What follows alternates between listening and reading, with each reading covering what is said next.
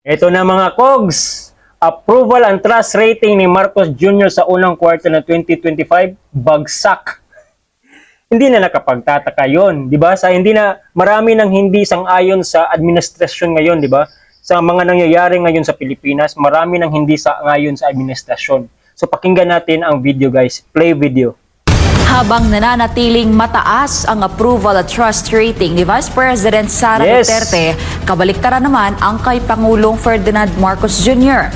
Batay kasi sa pinakahuling pahayag survey ng Publicus Asia, mas lalo pa ngang sumadsad ang ratings ni Marcos Jr. Sabi naman ng kaalyado ng mga Duterte, ang kulelat na grado ng Pangulo ay hindi na raw katakataka pa. Si Jason Rubico magpapalita.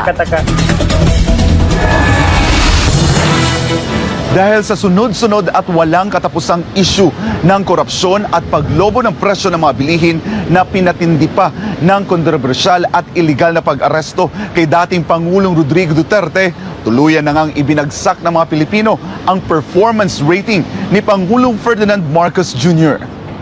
Patuloy na dumadaos-dos ang approval at trust rating ni Pangulong Ferdinand Marcos Jr. Batay sa pahayag 2025 first quarter survey ng Publicus Asia, bumagsak sa 19% ang approval rating ni Marcos Jr. mula sa dating 33% noong nakaraang quarter. Mula naman sa dating 23%, bumagsak sa 14% ang trust rating ni Marcos Jr. habang sumirit naman sa 63% ang distrust rating laban sa kanya. Ayon sa survey, maliban sa walang katapusang ma-issue ng korupsyon at inflation, ang paghain ng gobyernong Marcos Jr. kay dating Pangulong Duterte sa International Criminal Court ang tila nagpalala pa sa kabuuang performance ni Pangulong Marcos. Kasabay naman ang patuloy na pagbulusok ng grado ni Marcos Jr. ay siya namang paglakas pang lalo ng suporta para kay Vice President Sara Duterte. Mula sa dating 37%, umakyat sa 42% ang approval rating ng pangalawang Pangulo. Tumaas din sa 39% ang trust rating ni VP Sara mula sa dating 31%. Ayon sa pahayag survey, lumakas ang suporta kay VP Sara sa lahat ng rehiyon sa bansa, lalo na sa Central at North Luzon, Visayas at Mindanao. Sabi ng kalyado ng mga Duterte,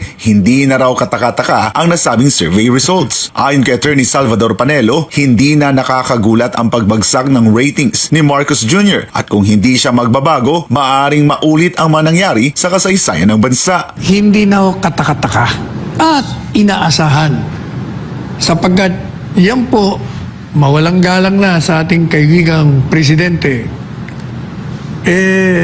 That is a handwriting on the wall. Yan po ay nagpapakita na kung hindi po talaga magbago ang inyong mga pamamaraan sa pamamalakad ng ating bansa, maniwala kayo, mauulit ang nangyari sa ating kasaysayan na nakalulungkot, na ayaw nating mangyari pero mukhang mangyayari pag hindi kayo nagbago, ang pangatlong pag-aalsa ng taong bayan